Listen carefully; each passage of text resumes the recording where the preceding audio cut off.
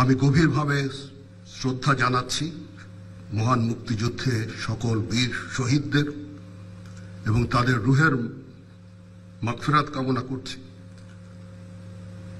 তাছাড়াও বাংলাদেশ সেনাবাহিনীর বহু সেনা সদস্য দেশে এবং বিদেশে আত্মত্যাগ করেছেন, তাদেরকেও আমি স্মরণ করছি এবং তাদের রুহের মাগফিরাত কামনা করছি। আজকে আপনারা বীর মুক্তিযোদ্ধা বৃন্দ আমাদের এখানে এসেছেন, আমাদের সম্মানিত করেছেন। আপনাদের ঋণ আমরা কোনোদিন শোধ করতে পারবো না। আপনারা জাতির শ্রেষ্ঠ সন্তান, আমাদের পথিকৃৎ। আপনারা খালি মুক্তিযুদ্ধ করে দেশ স্বাধীনই করেননি, পরবর্তীকালে সেনাবাহিনী যখন নতুন ছিল, সৃষ্টির সময় থেকে এই সেনাবাহিনীর আপনারা অবদান রেখেছেন।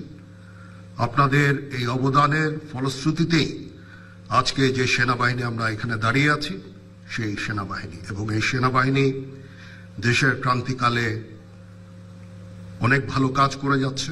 দেশ এবং জাতি এই সেনাবাহিনীর কাছে কৃতজ্ঞ। দিনরাত সেনার সদস্যরা পরিশ্রম করে যাচ্ছে দেশের আইন শৃঙ্খলা রক্ষার কাজে। তাছাড়াও আমরা দেশ এবং জাতি গঠনের বিভিন্ন কাজে আমরা নিয়োজিত আছি। ইউএন মিশনে আমরা কাজ করে যাচ্ছি, বিশ্ব শান্তি রক্ষায় আমরা কাজ করে যাচ্ছি। ডিজাস্টার রিলিফ কাজেও আমরা করে যাচ্ছি এবং আমরা পারদর্শিতা অর্জন করেছি। এটা একমাত্র সম্ভব হয়েছে আপনাদের ঐকান্তিক প্রচেষ্টা। আপনারা যে আমাদেরকে যেভাবে প্রশিক্ষিত করেছেন, যেভাবে মোটিভেটেড করেছেন, যেভাবে আমাদের দিক নির্দেশনা দিয়েছেন, তার ফলশ্রুতিতে আজকে এই সেনাবাহিনী এই বর্তমান জায়গায় আছে। এটার কৃতিত্ব অবদান সম্পূর্ণই আপনাদের।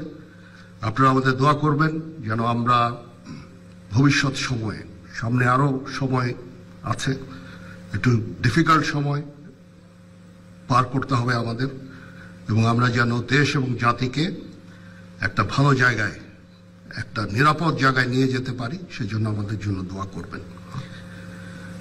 আমরা আপনাদের আজকে যেই সামান্য কিছু উপঢৌকন দিলাম, আমরা অত্যন্ত, আর আজকে শান্তিকালীন যে পদক যারা প্রাপ্ত হলেন তাদেরকেও কাজ করি। ইনশাআল্লাহ আমরা এই দেশের এই ক্রান্তি লগ্ন থেকে দেশকে উদ্ধার করতে সক্ষম হব।